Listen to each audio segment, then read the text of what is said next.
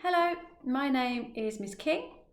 I'm Head of Maths at Northgate High School, and this video is going to explain what Maths and Further Maths is as a course. So Maths and Further Maths is different to A-level Maths. It's actually two A-levels, and in Year 12 you will do the Maths A-level course.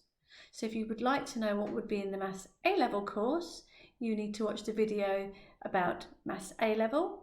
And this one I will explain what the further maths element is.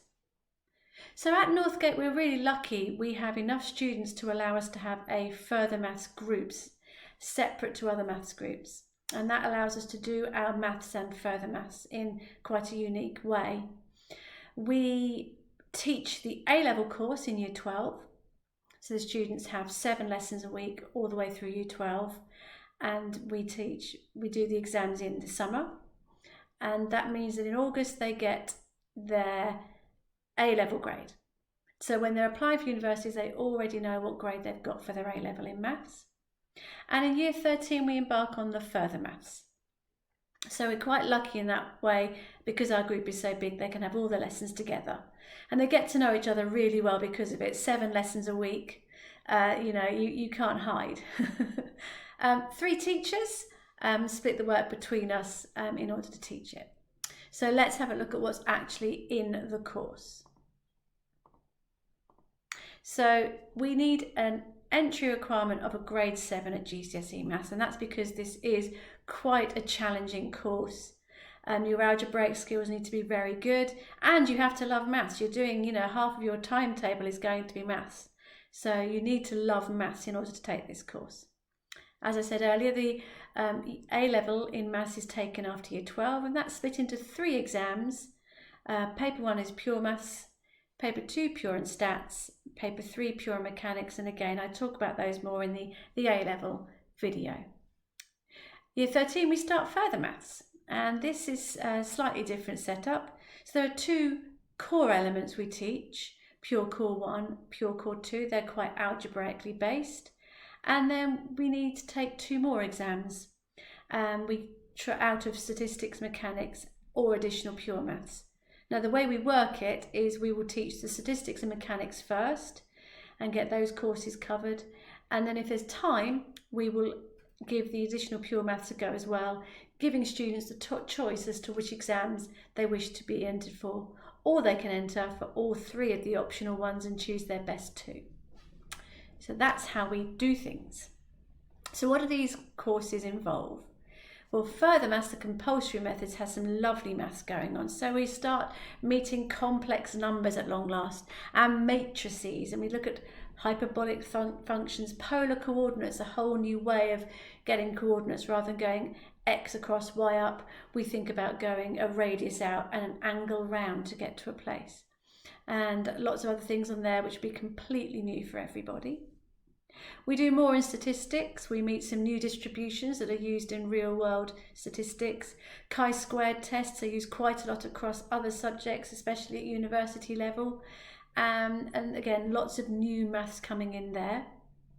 And then in mechanics, again, lots of different new mechanics stuff, impulse, momentum, centres of mass, motion in a circle. And if you're thinking about doing engineering at university or sciences, this would be very, very helpful. The third additional module that we could take is this additional pure. And again, we will look at some lovely things. Group theory comes in, a whole new area of maths that we won't admit yet. But to talk about this would really be getting into things that are a long way away. But again, you can have a look in your own time and see that there's some really, really lovely maths there. So that's the course in a nutshell. There is just one other thing we would like to share with you, and that is that since Grade A Star was introduced in 2010, over 50% of our further mathematics students have achieved an A or an A Star grade in further maths. And we think one of the main reasons for this is because we can teach them as this group of individuals as one class, and that we do the A-level before we do the further maths A-level, which a lot of places can't offer because their numbers are not as big and they're unable to do it in the way we are. And we're very, very proud of that statistic. And the students are like it as well, because obviously it gives them the chance to get really good grades. So that's it from me. Mr. Rutland is now going to show you what a typical further maths class looks like, and he'll be talking to some of the students about how they find maths at Northgate. Bye-bye. This is the current Year 13 Further Maths group. Hard at work, as you can see, tackling centres of maths, so some Year 13 mechanics material, finding the centres of maths of different two-dimensional objects.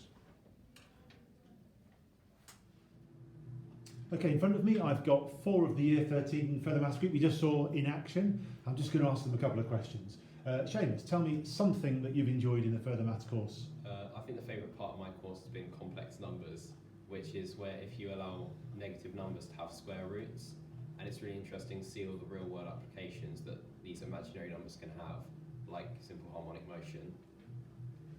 Suket, tell me something you've enjoyed. I've recently enjoyed calculus a lot, which involves rates of change and stuff. I really like it because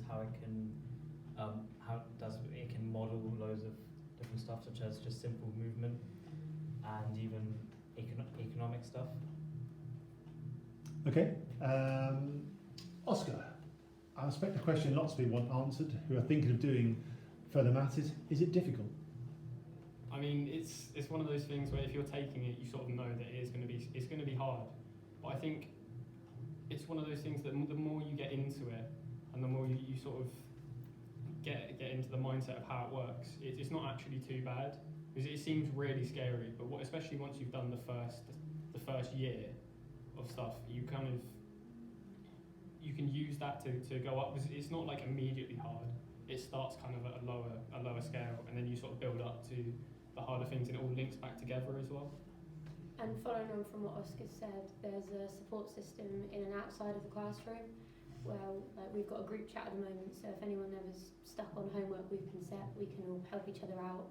And inside the classroom we've always got the teachers to ask, or we're always bouncing ideas off of each other if we ever get stuck. Fantastic, thank you, Clara. Beyond A-level further maths, what are you thinking of doing? Perhaps we'll start with Oscar on the end there. I mean, I'm still deciding whether to do maths and statistics or chemical engineering, and especially when it comes to the maths and statistics, it almost requires further maths, just because you need that extra sort of step up above a lot of the other candidates. And doing other maybe not so maths focused things like chemical engineering, it can sort of really boost your UCAS application. Okay. I want to do maths with computer science at Oxford, and as much as you require mathematics, they really recommend further maths, as of course the main course is maths, so it will help you understand the concept a lot easier, and sometimes it can lower the entry requirements. James? I'm looking to do natural sciences at Cambridge, which involves a lot of maths, especially in the first 2 years. So some colleges will require further maths and some strongly recommend, so I found it's definitely been useful for me. Clara? I'm mainly interested in engineering, specifically aeronautical, which requires maths and is recommended to have further maths too. One last question then, folks. Would you recommend further maths to people? Yes. Yes. Yes, the choice of champions. Yeah. Indeed.